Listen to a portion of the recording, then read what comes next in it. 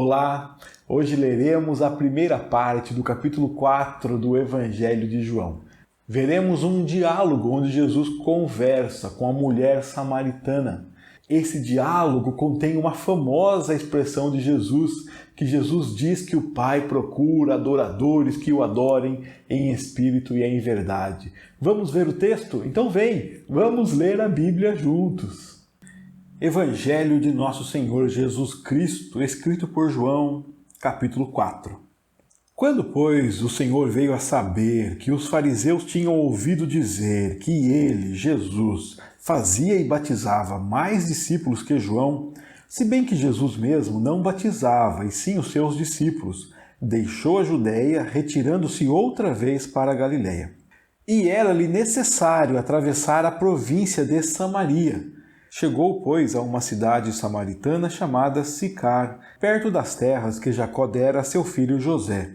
Estava ali a fonte de Jacó. Cansado da viagem, assentara-se Jesus junto à fonte por volta da hora sexta. Nisto veio uma mulher samaritana tirar água. Disse-lhe Jesus: dá-me de beber. Pois seus discípulos tinham ido à cidade para comprar alimentos. Então lhe disse a mulher samaritana: como, sendo tu judeu, pedes de beber a mim, que sou mulher samaritana? Porque os judeus não se dão com os samaritanos. Replicou-lhe Jesus: se conheceras o dom de Deus e quem é o que te pede, dá-me de beber, tu lhe pedirias e ele te daria água viva. Respondeu-lhe ela: Senhor, tu não tens com o que tirar e o poço é fundo. Onde, pois, tens a água viva? És tu, porventura, maior do que Jacó, o nosso pai, que nos deu o poço, do qual ele mesmo bebeu, e bem assim seus filhos e seu gado? Afirmou-lhe Jesus: quem beber desta água tornará a ter sede. Aquele, porém, que beber da água que eu lhe der, nunca mais terá sede. Pelo contrário, a água que eu lhe der será nele uma fonte a jorrar para a vida eterna. Disse-lhe a mulher: Senhor, dá-me dessa água, para que eu não mais tenha sede, nem precise vir aqui buscá-la. Disse-lhe Jesus: vai, chama teu marido e vem cá. Ao que lhe respondeu a mulher: não tenho marido. Replicou-lhe Jesus: bem disseste, não tenho marido, porque 5 maridos já tiveste, e esse que agora tens não é teu marido. Isto disseste com verdade. Senhor, disse-lhe a mulher, vejo que tu és profeta. Nossos pais adoravam neste monte. Vós, entretanto, dizeis que em Jerusalém é o lugar onde se deve adorar. Disse-lhe Jesus: mulher, podes crer-me que a hora vem, quando nem neste monte, nem em Jerusalém adorareis ao Pai. Vós adorais o que não conheceis. Nós adoramos o que conhecemos, porque a salvação vem dos judeus. Mas vem a hora, e já chegou, em que os verdadeiros adoradores adorarão o Pai em espírito e em verdade, porque são estes que o Pai procura para seus adoradores. Deus é espírito, e importa que os seus adoradores o adorem em espírito e em verdade. Eu sei, respondeu a mulher, que há de vir o Messias, chamado Cristo. Quando ele vier, nos anunciará todas as coisas.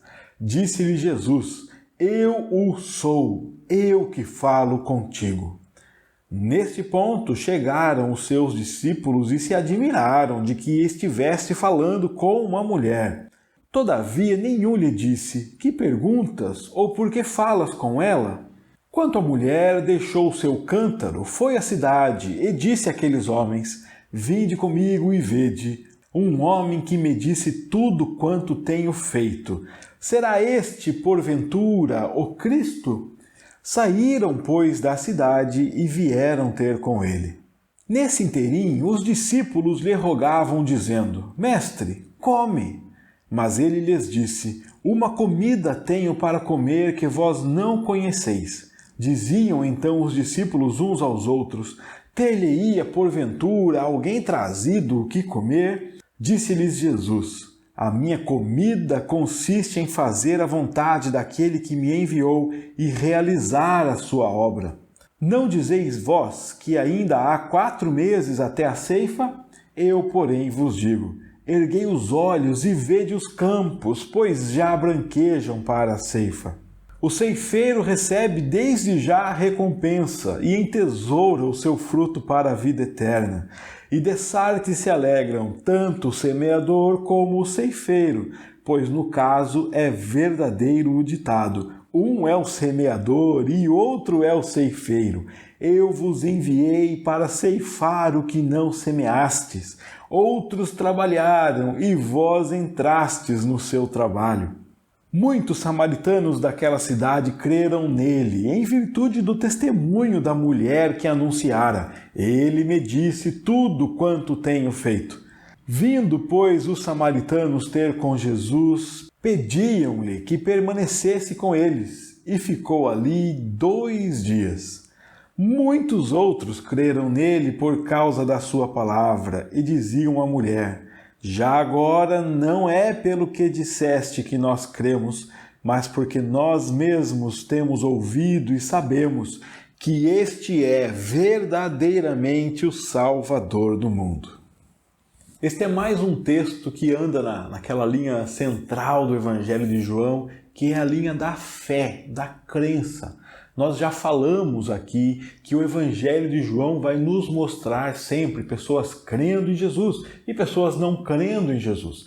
Parece que João escolhe falar sobre a fé para mostrar como esse relacionamento entre Jesus e os seus discípulos se dá, para mostrar como se dá essa revelação do Messias. E essa revelação, que geralmente é pública, em alguns corações encontra morada e as pessoas creem em Jesus. Em outros corações não encontra morada. Então o Evangelho de João vem mostrando para nós como Jesus Cristo vem se revelando, como essa revelação é vista, como essa revelação é percebida pelos filhos de Deus, como os filhos de Deus se agarram à verdade de que Jesus Cristo é sim o Deus Filho, que Jesus Cristo é sim Deus, que Jesus Cristo é sim o Salvador do mundo. Vamos ver então mais um diálogo, prestar atenção nessa conversa, e esse diálogo começa contando sobre um trajeto de Jesus. Olhe comigo os primeiros versículos. João começa nos contando que Jesus se retirou para a Galileia. Por quê? Porque Jesus ficou sabendo que os fariseus estavam ouvindo dizer que Jesus estava sendo mais problema do que João, que Jesus batizava discípulos mais do que João. Batizava e fazia, né? Fazia e batizava mais discípulos que João. E tem uma nota aqui, né, do autor dizendo que nem era Jesus que batizava, eram os discípulos de Jesus. Bom, por isso Jesus deixa a Judeia para não ter conflito com os fariseus e ele vai outra vez para a Galileia. O versículo 4 nos diz que era necessário atravessar a província de Samaria. Mesmo que você não conheça a fundo a história do Antigo Testamento, a história da separação dos reinos, se você simplesmente já leu os evangelhos, você já pode perceber que há uma briga entre os judeus e os samaritanos. Os samaritanos não são bem vistos para os judeus. E nessa história aqui você vai perceber que os judeus também não são desejados, né, pelos samaritanos. Há uma divisão muito grande entre eles. É uma briga histórica. O Antigo Testamento nos conta que depois do rei Salomão, os reinos de Israel se separam. Há um filho e um sobrinho de Salomão que viram reis de reinos distintos, reinos de Judá e o reino de Israel. O reino de Judá permanece em Jerusalém. Ali permanece o templo do Senhor, a religião continua ali. O reino de Israel tem a sua capital em Samaria. Lá constroem outro templo, lá fazem também adorações. Essa separação é tão marcante, né, que os povos se tornam inimigos. Os judeus que estão em Jerusalém, que estão no templo, eles veem os atos dos samaritanos como blasfêmia, como abominação, onde já se viu construir um templo que Deus não permitiu. Então os samaritanos são considerados por eles, pelos judeus, um povo impuro. para piorar a situação, depois o reino de Israel cai e o reino também de Judá cai. Mas o reino de Israel é tomado pelo povo da Assíria, um povo muito bárbaro, um povo que não respeita as tradições. E aquele povo de Samaria, que era do reino de Israel, se torna um povo ainda misturado. Enquanto que o reino de Judá é tomado pela Babilônia, você lembra a história de Daniel, dos amigos dele, e depois a Babilônia é tomada pelo reino da Pérsia, quando há o retorno, aí você lembra a história de Neemias, de Esdras, Zorobabel, há o retorno para Jerusalém, o povo judeu mantém a sua linhagem. Interessante como essa questão da linhagem do povo é muito preservada, é muito bem cuidada, né? Nós vimos lá no estudo do capítulo 46 de Gênesis que quando José chama o seu pai e sua família para ir para o Egito, desde lá José toma cuidados para que esse povo fique numa região isolada, fique numa região onde o povo possa se manter família de Israel, possa se manter povo de Deus, em que não haja mistura com outros povos lá. E esse esforço para manter a linhagem, para manter a tradição, para se manter o povo de Deus, faz com que o povo rejeite os outros povos, tenha uma visão ruim pelos gentios, mas uma visão ainda pior do que tem dos gentios pelo povo samaritano, porque é um povo que, segundo a tradição dos judeus, é um povo que blasfema contra o nome do Senhor, um povo que adota práticas de adoração que não estão em acordo com as práticas de adoração reveladas por Deus e passadas por Deus, então, ao seu povo. Espero que tenha dado para entender um pouco esse resumo, que tenha te ajudado a clarear alguma coisa. Se ficou um pouco confuso aí, em outro momento a gente pode ver essa história, mas agora eu quero que você entenda, o povo samaritano é inimigo do povo judeu. E Jesus, um judeu, está indo conversar com uma mulher samaritana. E a história nos abre contando isso. Os primeiros 3 versículos contando que Jesus sai então ali da Judéia para ir para Galiléia e ele vai passar por Samaria. E Jesus chega então a uma cidade samaritana chamada Sicar, e ali tem a fonte de Jacó. Jesus estava cansado da viagem, né? Então ele se assentou junto à fonte por volta da hora sexta. A interpretação mais comum para a definição de hora na antiguidade é que a hora começava, essas horas do dia começavam ao raiar da manhã, ou seja, às 6 horas da manhã é a primeira hora. E assim você vai andando, né? Hora sexta seria um meio-dia, hora nona às 3 da tarde. Então Jesus se assentou lá por volta do meio-dia. Nisto, ou seja, assim que Jesus se assentou, nisto veio uma mulher samaritana tirar água. Jesus disse para a mulher, dá-me de beber.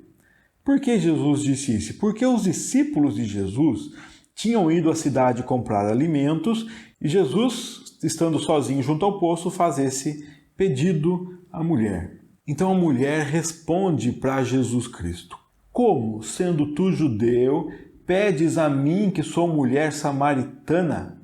Porque os judeus não se dão com os samaritanos. Isso aqui é uma explicação, então essa interrogação aqui, né, na verdade, ela está aqui nessa frase. O que a mulher faz a Jesus, então, é uma pergunta. Como que você, judeu, pede para mim, mulher samaritana, água para beber? Olha que intenção de confronto. A mulher poderia simplesmente dar água para ele beber, ou poderia simplesmente dizer que não daria água para beber, mas ela quer confrontar, ela quer gerar uma discussão. E ela trata Jesus muito mal. Essa história sempre me faz pensar na contraposição que há entre a conversa de Nicodemos e Jesus e a conversa de Jesus e a mulher samaritana.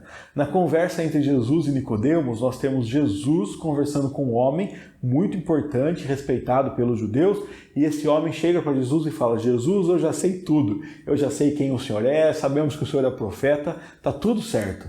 E aqui a mulher samaritana é uma conversa entre Jesus, uma mulher estrangeira, vista pelo povo judeu como um ser inferior, e Jesus conversando com ela, ela maltrata Jesus. Na conversa entre Jesus e Nicodemos, nós já vimos que ele chega todo sabedor e Jesus diz para ele, olha, você não está com nada, você não sabe de nada.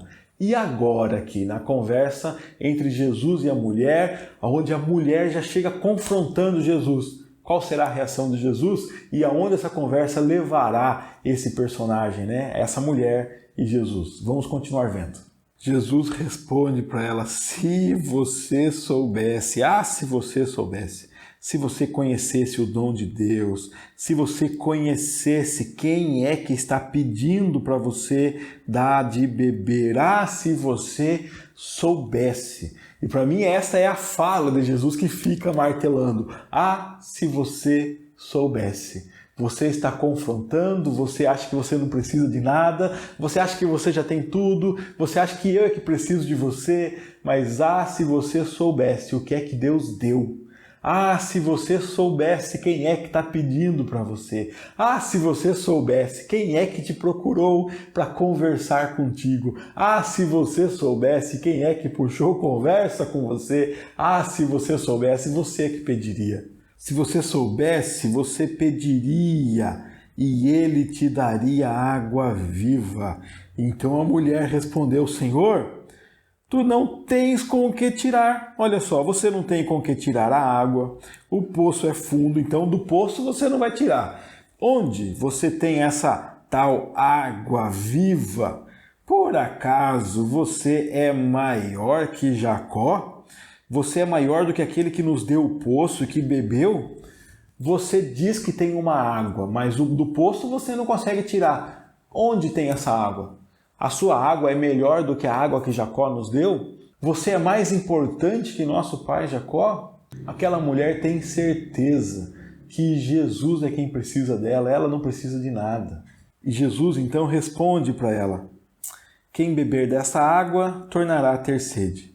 Aquele, porém, que beber da água que eu der, nunca mais terá sede. E ele viverá o contrário de sede. Dele vai jorrar água para a vida eterna. Jesus apresenta àquela mulher uma nova perspectiva, uma situação que ela nunca imaginou. Ela está acostumada com ir buscar água para matar a sede. E Jesus fala: eu tenho uma água que dentro da pessoa jorra, sacia plenamente. Quando é que alguém terá sede se tiver dentro dele uma fonte de água? Nunca terá sede. Estará sempre satisfeito. E agora nós vemos o jogo virando. A mulher que começa falando para Jesus assim: quem é você para falar comigo? Né? E de onde você vai conseguir tirar água? Você não tem como tirar água. Essa mulher agora ela quer a água. E ela então muda o jogo, a posição dela muda. Ela se põe agora como alguém que reconhece a importância daquilo que está sendo oferecido para ela e ela quer. E ela vai pedir, então me dá a água. A mulher diz a Jesus: Senhor, dá-me dessa água para duas coisas. Eu quero essa água para que eu nunca mais tenha sede e assim então eu não precise mais vir buscá-la. Aquela mulher se interessa pela proposta de Jesus. Aquela mulher que tinha tratado Jesus muito mal no começo da conversa, agora diz que quer essa água dele. E Jesus então toma um caminho inesperado para aquela mulher e diz assim: não vou falar com você, vou falar com o seu marido. Então vai lá, chama o seu marido e volte para cá. É isso que Jesus diz aqui no versículo 16. Vai, chama o teu marido e vem cá. E ela respondeu para ele: olha, não tenho marido. E Jesus diz para ela: muito bem, você disse muito bem, porque você já teve 5 maridos e agora esse que você tens não é seu marido. Isso você disse com verdade.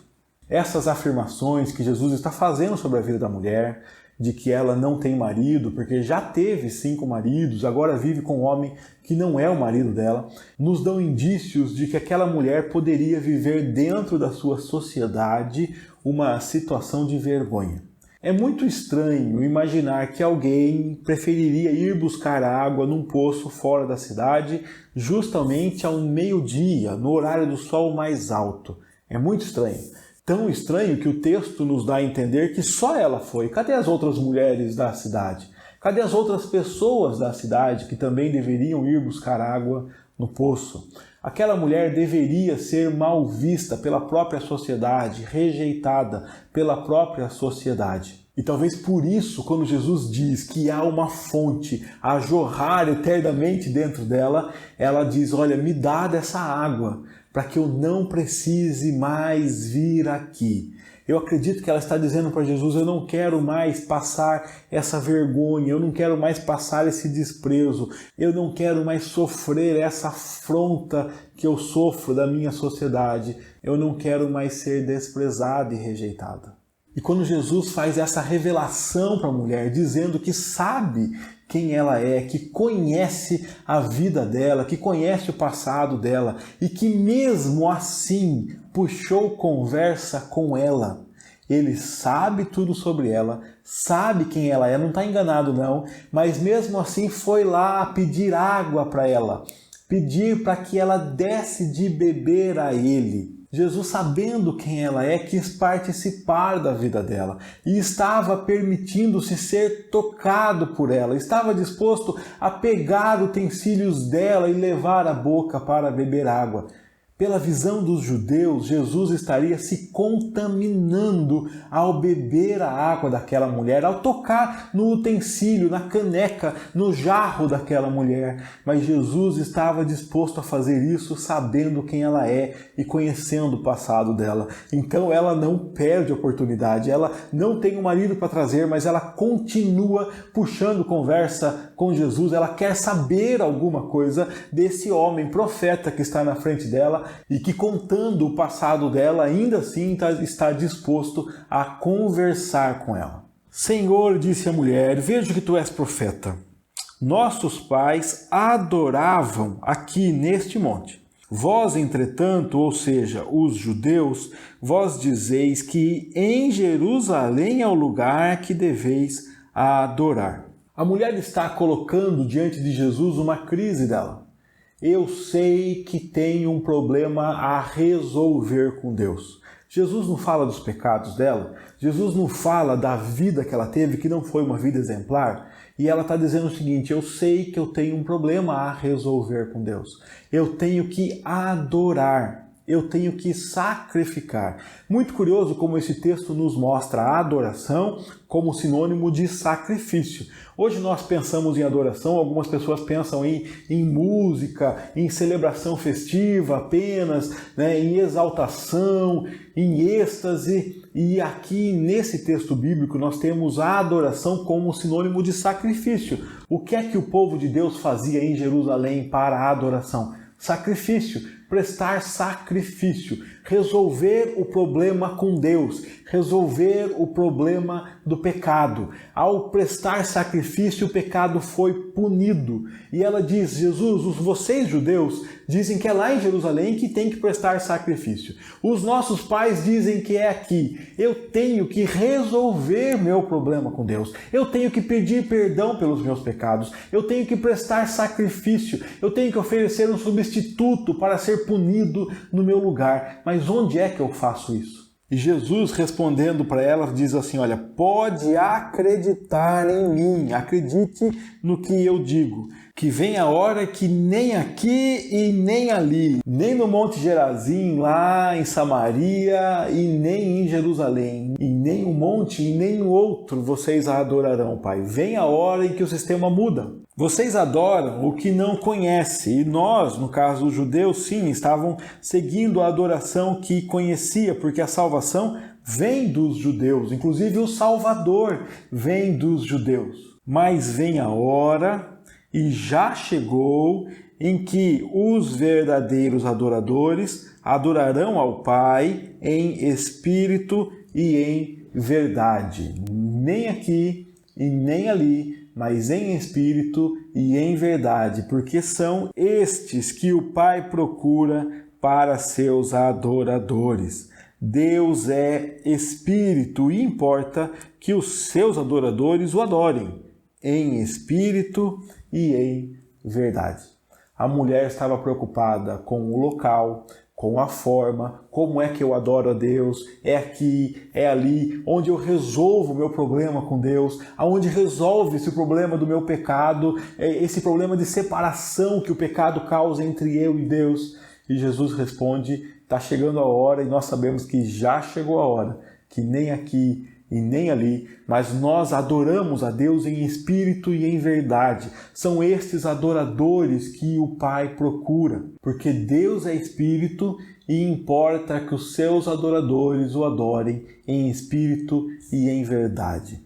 Não mais num lugar, não mais num dia, não mais num espaço, mas a adoração a Deus, ela deve se dar numa vida de sacrifícios, numa vida que reconhece o verdadeiro e único sacrifício. A adoração a Deus não tem mais dia e hora para acontecer. Eu e você somos chamados por Cristo aqui a sermos adoradores constantes, contínuos, verdadeiros, adoradores que adoram em espírito e em verdade. Vai no templo para fazer culto e adoração a Deus? A minha vida é uma vida de culto e adoração a Deus. O meu templo é onde Deus me colocou. O meu templo é o mundo que é a criação de Deus. Os céus é o templo do Senhor. Deus está conduzindo a nossa vida para adorarmos a Deus em todo tempo, a toda hora, em todo lugar. A mulher responde para Jesus: olha, eu sei que isso que o senhor está falando vai acontecer, o Messias vai vir e quando ele vier, ele vai falar essas coisas para nós. E Jesus então faz a maior de todas as revelações: eu o sou. Olha aqui, o Messias. Cadê o Messias? Eu sou o Messias. Eu sou o Cristo. Eu que falo contigo. Imagine se alguém perguntasse para aquela mulher: quando virá o Messias? Onde virá o Messias? E como é que nós falaremos com o Messias? Talvez ela respondesse assim: olha, o Messias, quando vier, deve nascer lá naquele palácio, lá em Jerusalém. Talvez chegue aqui para nós alguma fala dele trazida por outras pessoas, mas não dá para imaginar que uma pessoa simples, uma pessoa de Samaria, teria contato com alguém tão importante como o Messias. E Jesus Cristo diz: eu sou o Messias e eu falo contigo. É demais perceber como Jesus individualiza as pessoas. Ele fala com uma mãe chorando, ele fala com uma mulher pecadora, ele atende um homem que o servo está passando mal, ele atende o cego desprezado, ele atende as pessoas desprezadas, insignificantes, invisíveis para a sociedade. Jesus Cristo fala com aqueles que a sociedade julga desprezíveis e insignificantes. Olhe Jesus se revelando, mostrando: eu sou Cristo e eu falo contigo. E assim como ele falou com aquela mulher, hoje o Cristo, o Criador do universo, fala contigo, fala comigo e está falando conosco à medida que lemos a palavra dele, que vemos a revelação dele. Ele aquece os nossos corações, ele nos alcança e a palavra dele vem trabalhando dentro de nós para nos transformar. Jesus Cristo fala conosco, isso é maravilhoso. E justamente quando Jesus faz essa revelação maravilhosa, chegam os seus discípulos. Os discípulos ficam admirados, ficam assustados. Por quê? Jesus está falando com uma mulher aqui em Samaria, mas eles não têm coragem de perguntar para ele assim: olha, o que você está perguntando para ela? Ou por que o senhor está falando com ela? E quando os discípulos chegaram, a mulher deixou o cântaro, foi à cidade e disse aos homens lá da cidade: venham comigo. Venham comigo, venham e vejam, porque tem um homem que me disse tudo o que eu fiz. Será que ele é o Cristo? Então os homens saíram da cidade e foram ter com ele. Os discípulos chegam, não têm coragem de conversar com Jesus, mas acham estranho, ele está falando com uma mulher. A mulher sai dali e corre para a cidade e diz: eu encontrei um homem que contou toda a minha vida. Será que ele é o Cristo? E aqueles homens da cidade então estão vindo para ver quem é aquele profeta, aquele homem que disse para a mulher tudo sobre a vida dela. E enquanto a mulher vai, conversa com os homens para que eles venham, Jesus fica com os discípulos e agora João está nos contando a conversa que aconteceu ali depois que a mulher saiu. Nesse inteirinho, ou seja, enquanto a mulher está indo lá, os discípulos estavam falando para Jesus: come, mestre. E Jesus diz para os discípulos: eu tenho uma comida e vocês não conhecem a comida que eu tenho. Os discípulos ficam perguntando, uns aos outros, será que alguém trouxe alguma coisa para ele comer?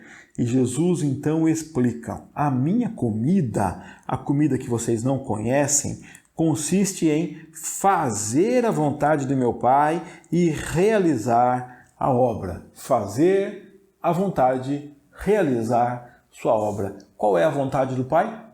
Qual é a obra do Pai? Estas coisas ainda surgirão nos próximos capítulos do Evangelho de João, a obra do Pai, a vontade do Pai. Mas aqui Jesus Cristo já está mostrando que o propósito da vinda dele tem mais a ver com o que ele está fazendo com a mulher do que sentar e comer com seus discípulos. É mais necessário fazer aquela conversa com a mulher, fazer aquela revelação à mulher, se mostrar presente na vida da mulher, mostrar que Deus, o Cristo, o Messias, fala com ela, do que se alimentar e manter o seu corpo físico. É mais importante do que o que nós julgamos de suma importância. Olha como é importante anunciar a presença de Deus na vida das pessoas. É isso que Jesus está dizendo aos seus discípulos. E Jesus faz para eles aqui uma parábola, falando, vocês não dizem que tem 4 meses ainda até a colheita? Eu, porém, digo para vocês, ergam os olhos e vejam que os campos já estão prontos para a ceifa, para a colheita.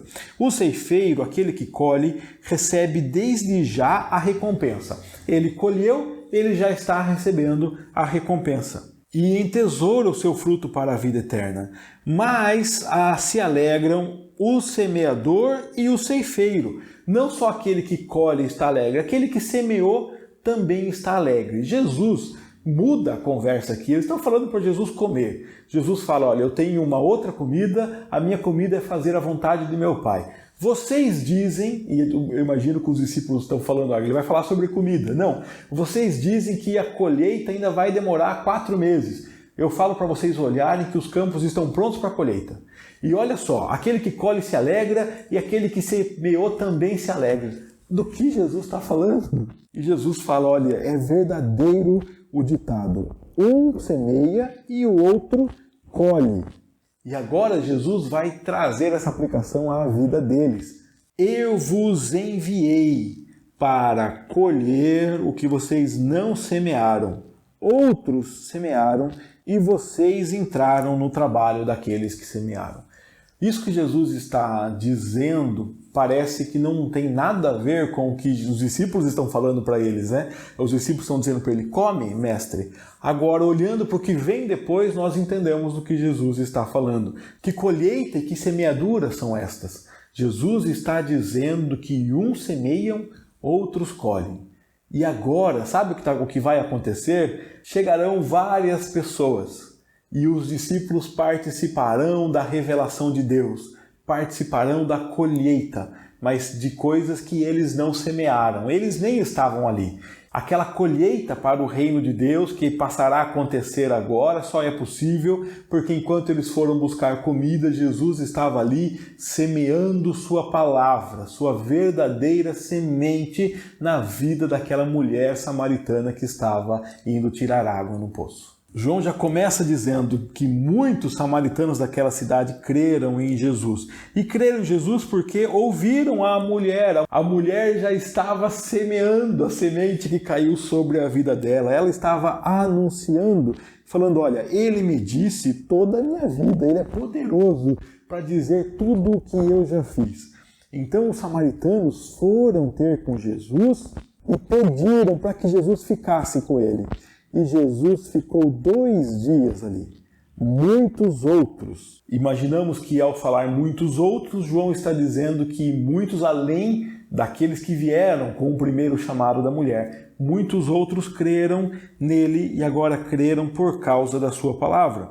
E diziam à mulher, não é porque você disse que nós cremos. Agora cremos porque nós mesmos temos ouvido e sabemos. Nós ouvimos e agora sabemos. Sabemos que este é verdadeiramente o Salvador do mundo. Uma história que começa com um diálogo que parece que não vai levar a lugar nenhum, porque a mulher já começa tratando Jesus mal, não dá a ele o respeito que o Salvador merece, e Jesus vai se mostrando a pessoas que o rejeitam. Jesus quebra a resistência de corações que não o reconhecem e ele se mostra. Ele leva a conversa até se mostrar e dizer: eu sou o Messias e eu falo contigo. Isso não é exatamente o que acontece na nossa vida? Nós, por natureza, corremos para longe de Cristo.